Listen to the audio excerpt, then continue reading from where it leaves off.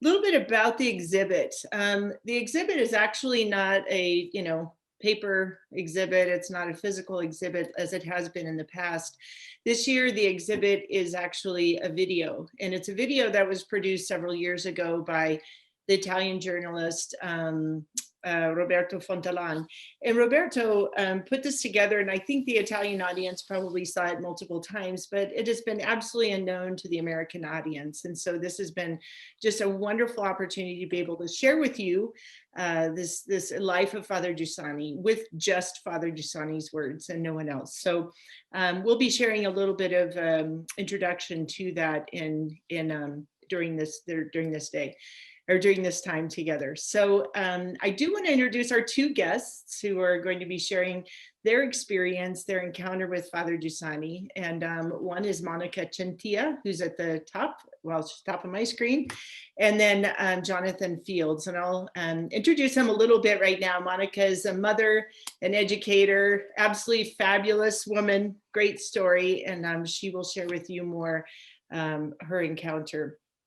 Jonathan is also an educator. He's a musician, a professional musician, father and grandfather living in New York. Monica is in Boston, and I am in Broomfield, Colorado, where it is -4 degrees. So, like many of you, I'm super excited to be here and share this time together. So I will start off by sharing a little bit with you about my experience with Father Giussani.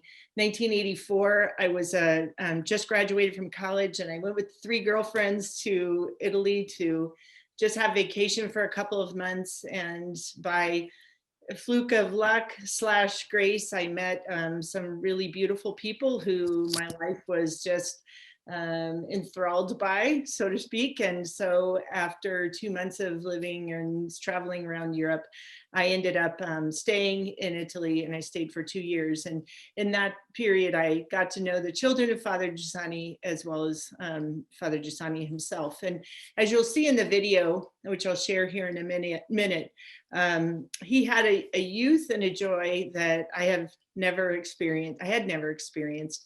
And as I often have told my friends when I tell and retell my story, is that I had a lot of friends who were Christian, but they were completely boring. And I had a lot of friends who were pagan in college, and they were absolutely fun to be with, but, didn't share my life. And here I met a man and his, those who followed him, who had an exuberance, a love, a care for life, a joy that I didn't ever experience in Christianity. And I began to see that Christ was a presence for the first time in my life.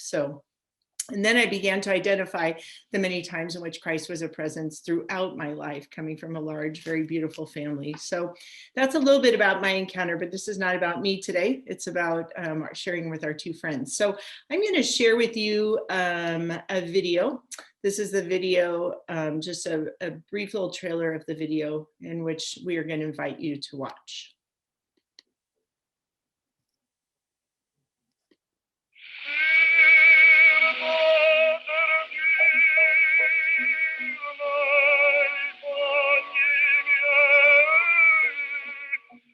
Ma chi è Don Giussani?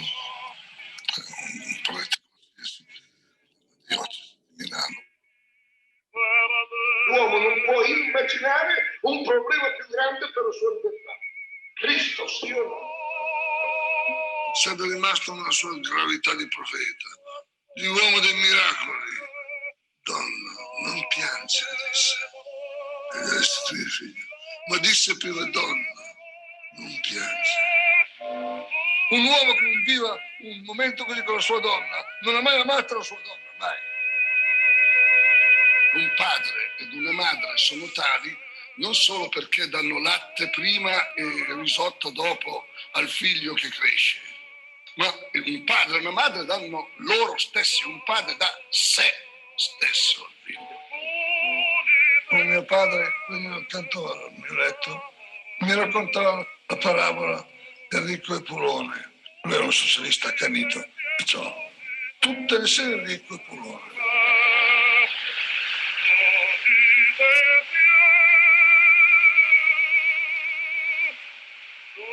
Perché l'aspettavano così? Perché credo in quello che dico.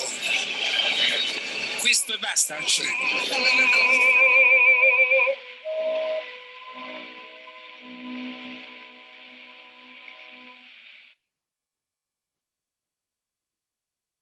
Okay, we're going to go ahead and start with Monica. Monica is going to share with you a little bit of her story and especially her meeting with Father Giussani.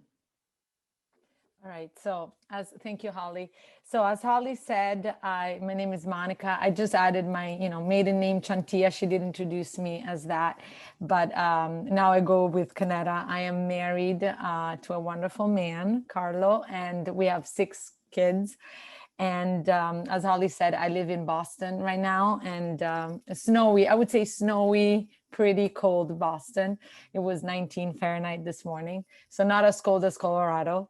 But I was born and raised in Uganda, actually. My parents were missionary doctors in Uganda, in Eastern Africa. They had met Father Giussani when they were in high school, and they were very fascinated by him. I would say they were children of Father Giussani and some other friends that had left Italy and gone on mission in Africa as doctors. So they decided to do the same.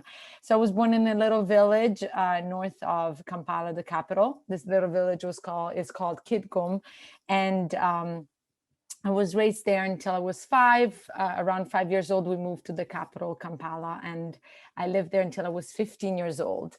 Come 15, my parents invited me to go to New York City to spend a year abroad as an exchange student, because they knew some friends from college, also part of Communion Liberation, also part of the movement.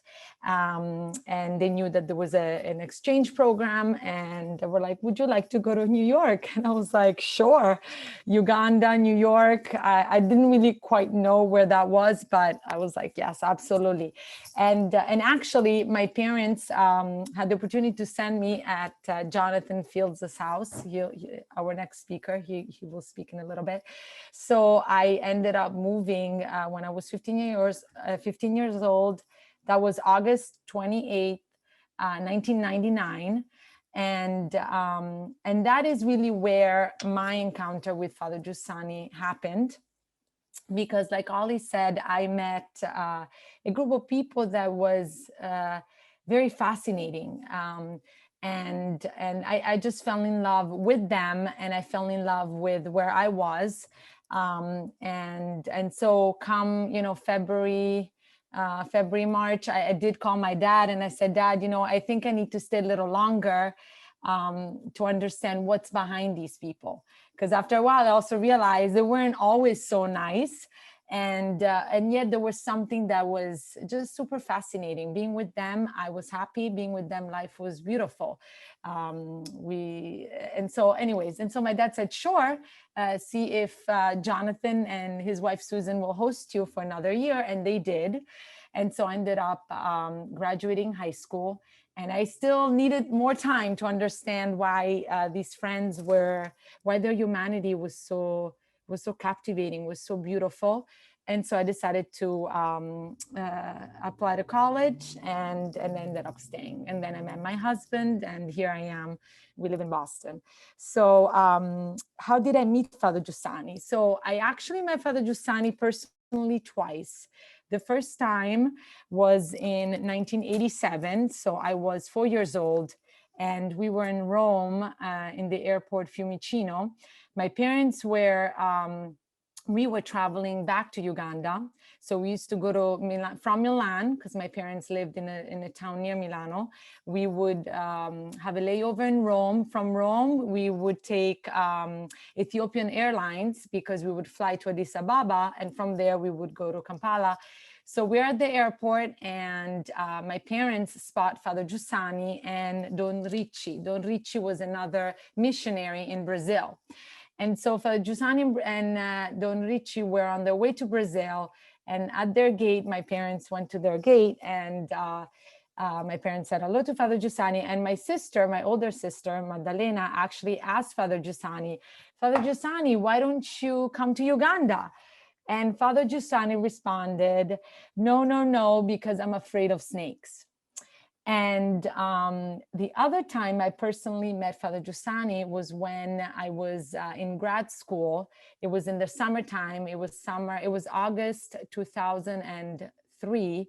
And two of my very good friends brought me to see Father Giussani, and in a villa where he was resting. He wasn't very well. By then he had Alzheimer's, and I'm sorry, Parkinson's. I'm sorry. And he wasn't well. And I saw him for very few minutes. And I say these two stories because Father Giussani wasn't a superhero. I am so struck that his answer to us was, when we were little kids, was, I'm not coming to Uganda because I'm afraid of snakes. And then when I saw him in college, he was so fragile. He was so weak. He wasn't well. It was just a couple of years before he passed away. So I love those two stories because that's so true. Father Giussani wasn't a superhero. He was just a man, a human being like you and I, and that's how I remember him. And then, of course, I met Father Giussani through the children of Father Giussani, right? These adults that I met when I was 15 that were so captivated themselves by his humanity, by the way he lived the faith, that they communicated that passion to me. And that was what attracted me when I met them. So that's how I would answer. That's how I would introduce myself and answer. What is it that struck me about? How is it that I met Father Giussani?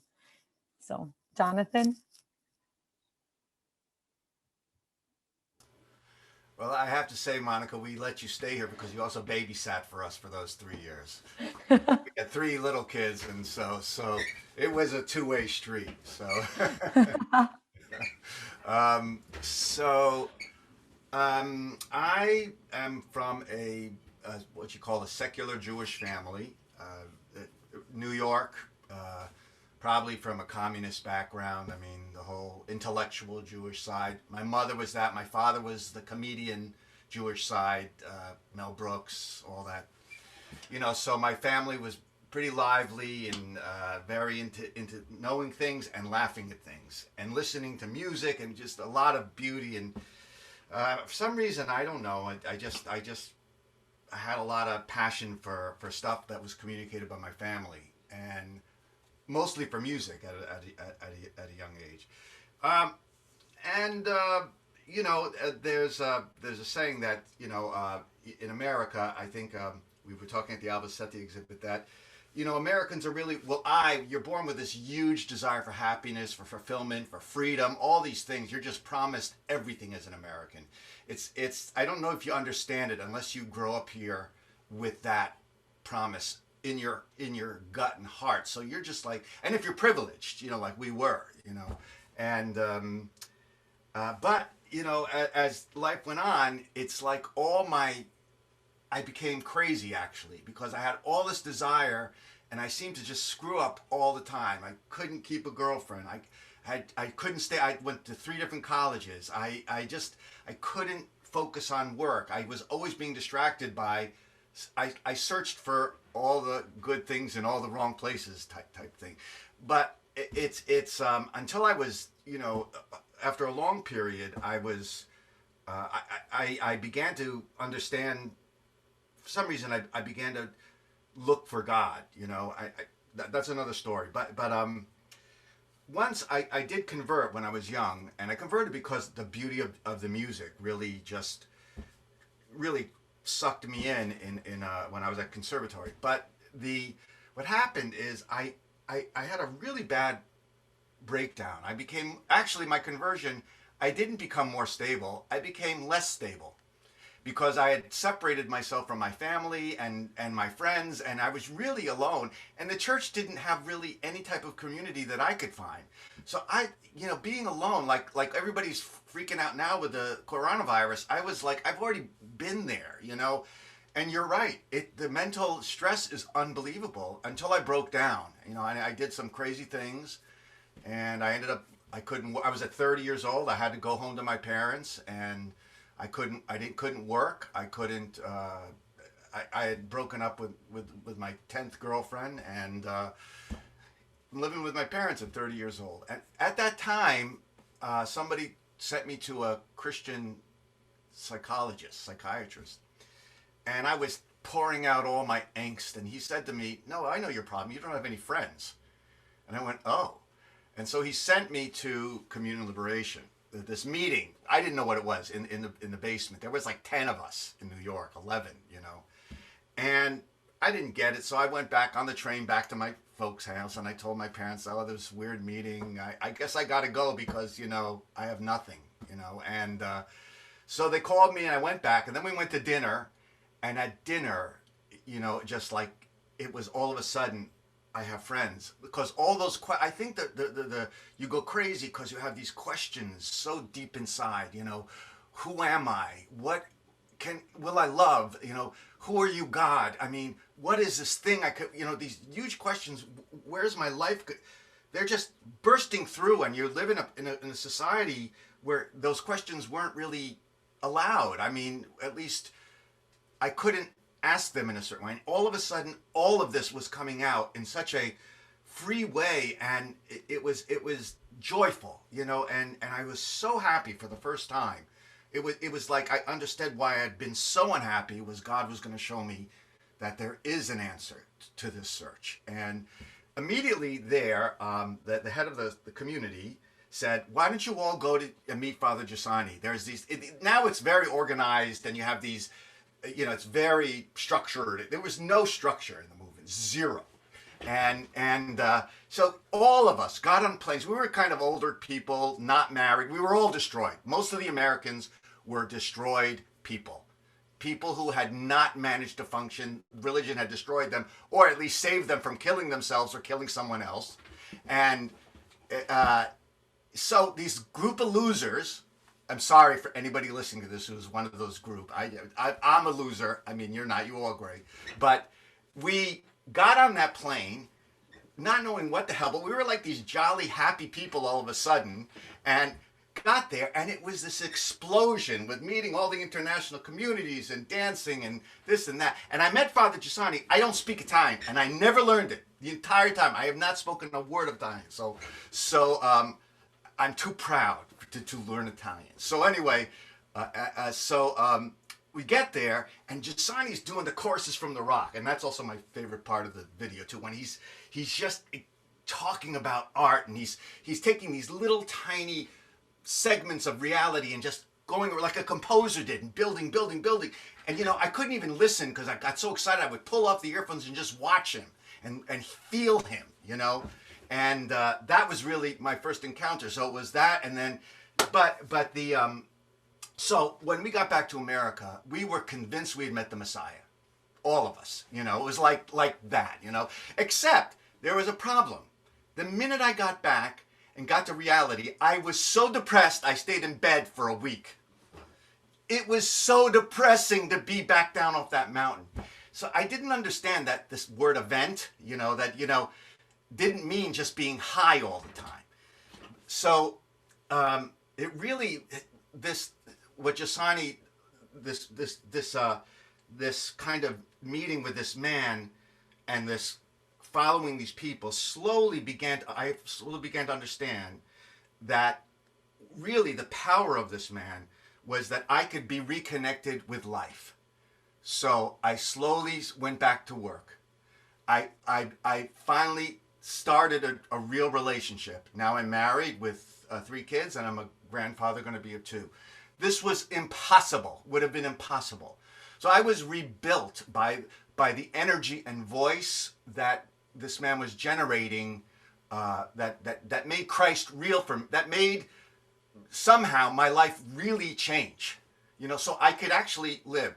And then everyone noticed that I was becoming stable. My mother, my father, my sister, my brother, and my boss.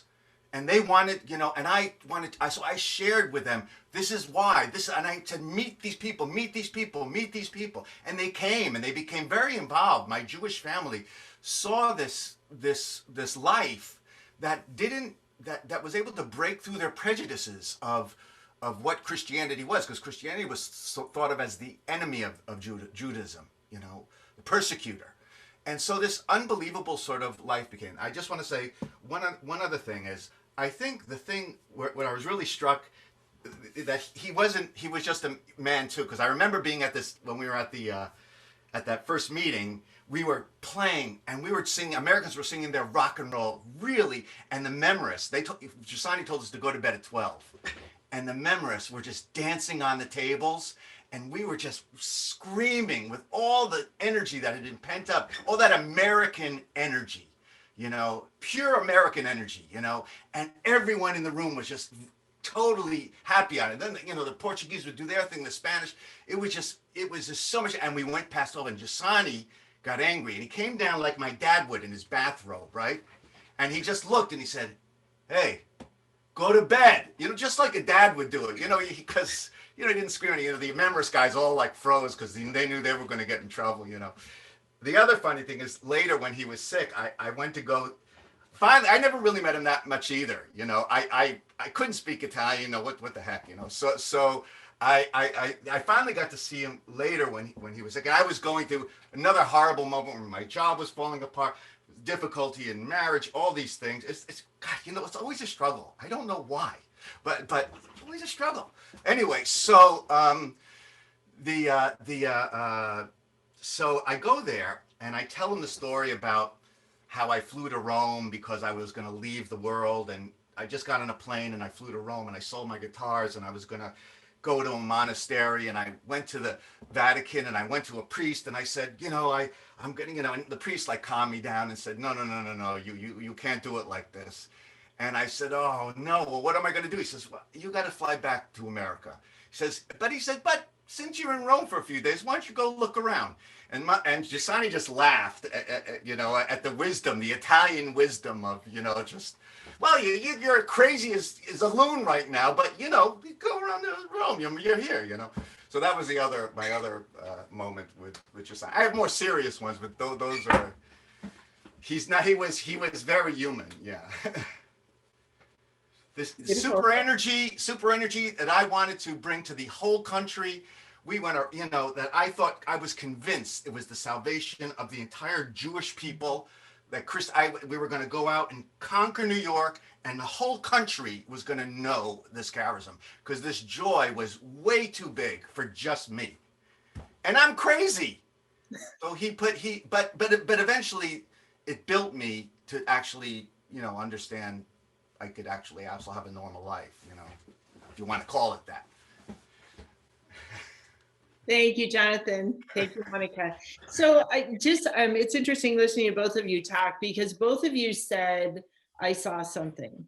I saw something in a man. I saw something in a people. I saw something, different. They gave me sanity. They gave me a sense of focus in my life. So much so that, you chose to stay in New York, Monica, instead of going back to Africa, and never left. And the same with you, Jonathan, the fact that, your life has never been the same, and you wanted to be a missionary ever since. And you certainly are a missionary. And by the way, I was one of those crazy people at that meeting, but I wasn't dancing on the table. So.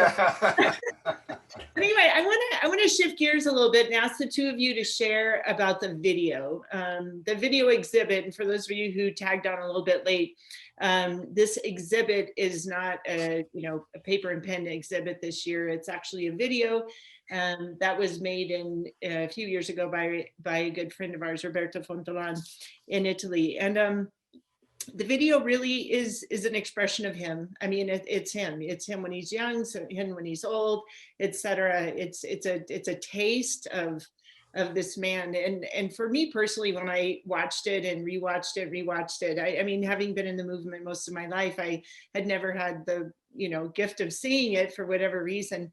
But it was the fact that what you saw was a man from beginning to end who was the same person, that same energy, that same desire, that same hunger, thirst to communicate Christ to the people who were in the audience. And there's a certain scene where a journalist asks him, so like people follow you just for, why do they follow you? Because there's like thousands of kids around him. And his response was, because they believe in what I say.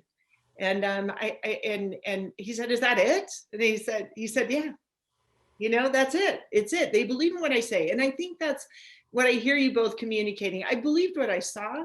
I believed what I heard. I believe these people. So Tell me, we'll start with you, Monica. What was interesting about the video? Why should the 50 people on this call go and watch it? Wow, so you stole my you stole my favorite part too. No, not my favorite part, but I was super struck by that moment where the journalist is asking Father Giussani, why all these people here? And this is the meeting in Rimini, and Father Giussani responds, I believe in what I say. And the journalist is like, really? That's it? And he's like, yeah. And that to me, that's so true. Why is it that I believed in what Father Giussani says or said? Is because it was true. It was true. And so that to me is the biggest gift that Father Giussani has given to me, because it's true. I did meet Father Giussani twice, right? The first time I don't remember. In fact, this morning I had to call my mom and ask her, remind me, what did he say? Where were we? What did my sister ask him? And then that second time when I was in college for very few minutes. But the biggest gift is given me is this method of looking at my experience, of looking at what is it that has happened in my life? What is it that happens in my life? And what do I understand from it? Can I grow? Can I become an adult? Can I learn from what happens to me, so that this method, this way of really this work on experience, like what does it mean that that the faith is something pertinent to life? What does it mean that I today can have the same experience that the apostles had 2020 years ago with Christ? Can I have that experience? How do I know? And so this work, this method of knowing, for me is the biggest gift Father Giussani has given me, because I can then be certain. I can say, yes, the faith is real. This is the most beautiful way for me to live life. And so I'm so grateful for this method that Father Giussani has taught me, has taught the people I followed, I loved, I was passionate about. And so that line really struck me. And I thought, yeah, that's why we all want to hear Father Giussani, because what he says is true. And I need that, because now Father Giussani is not here, or I didn't live my life with Father Giussani. I lived my life in New York City, and then now I'm here in Boston, and life, like Jonathan said, it's true. Life is full of struggles, full of difficulties. So I today want to be certain. I today want to verify that the faith can help me live life in a beautiful way, in a deep way. And so forever I'll be grateful to Father Giussani. And that sentence, that moment in the video is so clear. And the other thing I love, you have to watch the whole video, because something else that comes out about Father Giussani is this passion he had for men, a passion for people. And that was the same thing that I experienced. Somebody had loved me, Monica, not my sister, not my brother, me. And so this love he had for people, for that friend, this friend, I can say I have the same experience, right? That someone is interested in me. And that's the same thing I want for myself, right? I want to have this passion for my children, for my husband, for my children, for the people around me, right? For my colleagues, especially now we're going through such a difficult time teaching remotely and all of that. This passion for men is so beautiful, is so incredible. So you have to watch the whole video, and that will also come out. And that's another thing that really struck me. Great. Thank you, Monica. Jonathan, if you could just briefly share, and then we'll open it up to questions. What was interesting about the video for you? I think it's the part where he speaks about event, that Christ is an event. And I think that was because like I told you, nothing else broke through my self-involvement, my postmodern, just an analytical self-involvement, just always collapsing back on myself, on my, nothing had, even my staying in front of the Eucharist, going to confession, praying, I mean, those helped. But really, this idea that the faith is something outside me. First of all, that reality is real. I don't think I believed that. I believed basically everything was my emotions, my ideas, my feelings. I wasn't certain that there really was a foundation. I was nihilist. I was a nihilist basically inside. You know, if I looked over my shoulder, like he wrote, would reality be there? There was a terror in me, you know, and those voices were just extremely loud, and they to this day. Have you ever saw the movie A Beautiful Mind? You know, where he's schizophrenic and he has those characters, and they just dominate his mind, and he can't live. He can't connect with reality. And what I think the method of Juice, because I also watched it. It was a little weird to me watching it now in the era of Me Too, because it's things have changed in our cultural vision. So looking at it now, we're really focusing on this old white man. You know, it struck me in my head. You know, like so I had to be challenged by that. You know, so I had to look at it new again. You know, in a sense. So okay, now that that's out there, people are probably going to say, why should I listen to this old white man? You know, we don't do that anymore. We're not following this. So what's really at stake here? You know, when you talk about truth, you know, what is the movement really? How can it speak? What type of language can penetrate? That even came into my mind, even after my experience. That was interesting to me. That I have to constantly reevaluate what's happened to me. Does it still connect? At my age, at what I'm going through? Does this method? Is this voice of certainty of this man, of a follower of Christ, the whole Christian religion, in fact, that states that reality is positive. It's worth it to be involved with it, even with its pain, because there's meaning. There's meaning. There's meaning. There's meaning. You know. So in a sense, it's up to us. You know, it's up to us, women. You know, whatever. It's up to us to be. He can't do that for us. He can't. He laid out a method. Remember, he said it was just beautiful. He bets on freedom. He didn't say, I'm going to tell you what's right. I'm going to give you a method for you to figure out. That's an amazing kind of starting point for now also. You know, so in front of COVID, in front of the justice situation, in front of what happened at the Capitol, watching this again, it's like, okay, Giussani can claim to be this kind of maestro orchestrating something. But that's not enough to really involve us in the communication of what's happening now in the world. So it's forced me more to not just watch this as like, oh, it's Giussani, but really to say, who am I belonging to this movement now? What does this have to answer to those questions now? These big questions that are calling into question what authority is. What something like a charisma, you know, being around one man and putting that man on a pedestal, especially with the type of leaderships we have now, you know, the ideologies that are coming, you know. But I think Giussani, when he also talks about ideology, that's very important, very important. He was already intimating what's happening in our culture that leads to these questions today. But like you said, he's gone, you know. So this thing to watch this thing is it's a question he's asking us. Watching this thing should be a question on us. So, is it true now? Can it be part of the conversation now? Can your life answer to people's need now? Even if you never talk about the movement, even if you never talk about Christ, but you pay attention to reality and you respond with the passion I have.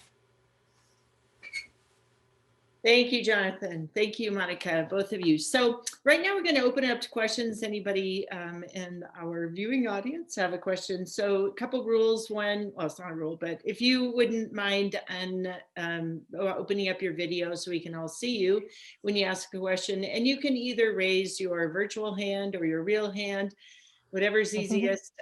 We'd love to hear any questions or comments that you have for Jonathan or Monica. and our techies will help us out there and calling on those people who raise their hand.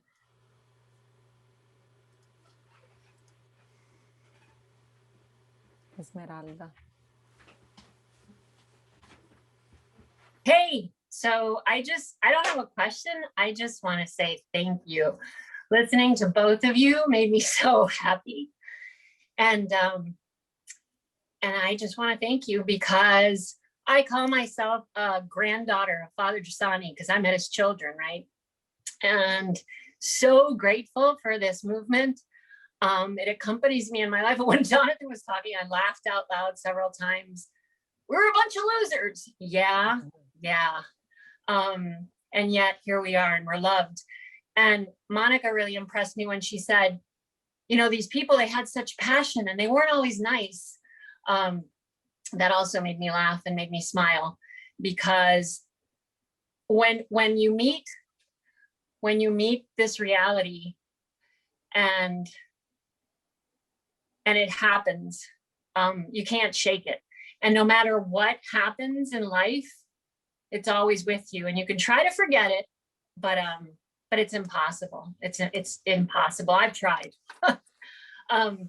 And I'm so grateful for their really, it's a witness. No, it's a witness to the life of this man that I didn't meet personally, but it doesn't matter.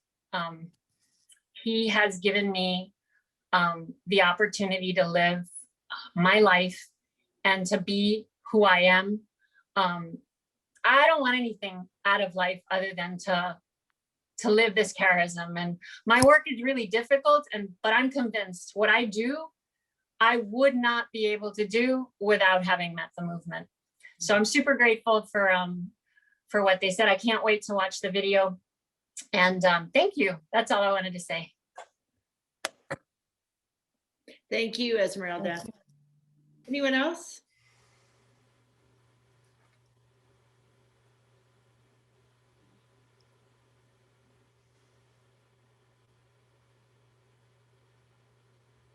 Okay. If I'm not missing, I don't see anybody. So, Steve, did you want to? Looks like we do have one, Fred. Okay. So I'm just looking here, and I'm looking at my friend Monica, and her second father Jonathan, and I'm wondering how now do you experience each other? You know, as granddaughter or daughter and father. I mean, as Giussani was, do you see Jonathan, Monica, as kind of like a father to you now? I don't think so.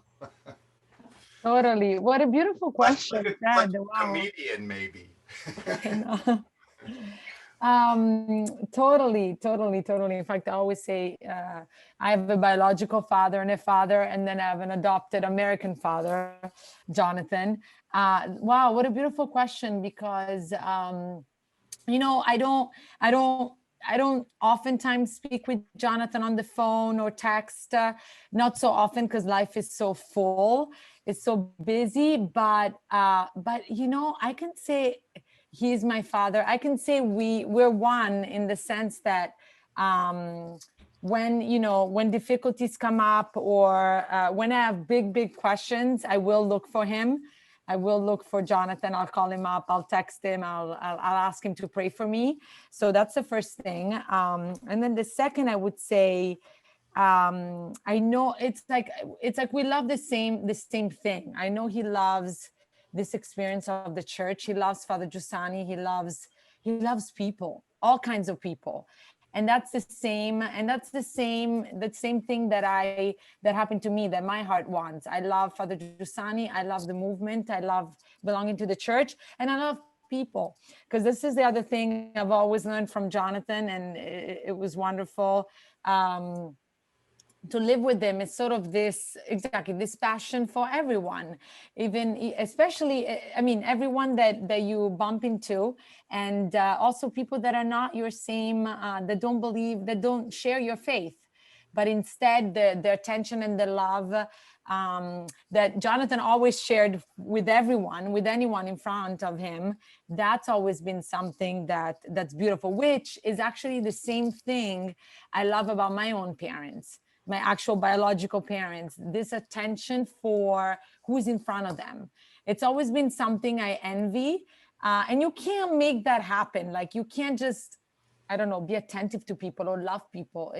You can't make it happen. It just happens. And so watching them, and this is actually something else I noticed about my husband's parents, my in-laws, that's the same thing.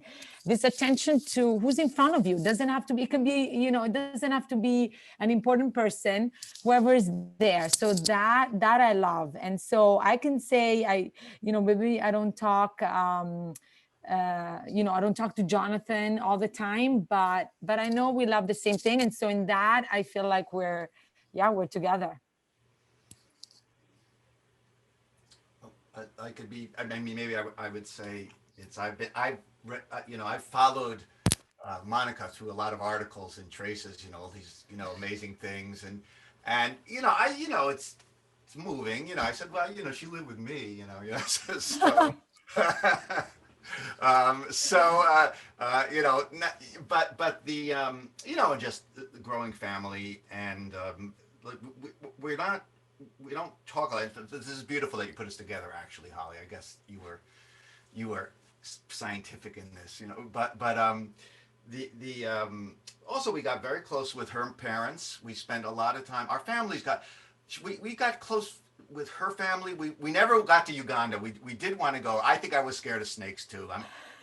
Monsignor's a Northern Italian and I'm Jewish. I mean, we don't like snakes, let's put it that way. But her father was always trying to get us. We kind of almost were like getting psyched to go there, but I don't know what happened. But we went to Italy. We spent a lot of time with them, with the whole family, all the brothers and sisters there. And she know my mom, my dad, my brother, my sister, my kids. She came to my father's funeral down from Boston, with Miriam, I think, right? Who was? Yeah, that's right. And yeah. I drove in one day. So there's a kinship, also physical. We've stayed close. Our families grew. It's a human journey, and the affection is there, and your kids grow and they grow beyond you, and you're proud, I guess, if you want to put it. And there's a famous, I think in Deuteronomy it says, the pleasure that a parent really has in their children is not just their children, but their children carry on this journey of being chosen. This carrying on of the journey is a kind of a certain type of pleasure that the next generation, and now whatever. Anyway, I'm getting sentimental, but there's a physical aspect to it as well as the staying in front of people. It's been a great pleasure to know her and her family, and a lot of memories. Let's say, put it that way. Beautiful. Well, unfortunately, our time has run out. We're not going to have time to answer any more of the questions that people had their hands raised. So definitely reach out to Monica or Jonathan if you have questions. I just wanted to say one thing, comment on something that you both said, that there's an attention in my parents. There was an attention in the people in front of me when they looked at me, like they didn't, like there's nothing more important than what I have in front of me. And that's interesting because that was my experience with Father Giussani. Remember the first time I met him, I went I was a young 20-something-year-old, and I went up to the place where he was living, and I was introduced by some friends to him. And I just remember, it was almost as if everything faded in the surrounding the minute he started to talk to me, because even though he spoke Italian, I was just learning Italian at that time. There was like, you are the most important. I mean, it's like a nobody from California in the middle of his, office. And I was like the most important thing. And I had experience after experience of that. And it really is at the root of the fact that what you said earlier, Jonathan, that for Giussani, life was an event. Everything had meaning. Everything had the ability to communicate something. Everything had a density, and yeah. So I'm so grateful for both of you, friends. Really, I mean, you helped me see a little bit more of you, and even though we all three have known each other for many years, I'm just super grateful. So thank you very much. Thank you, Holly. Yeah, I think.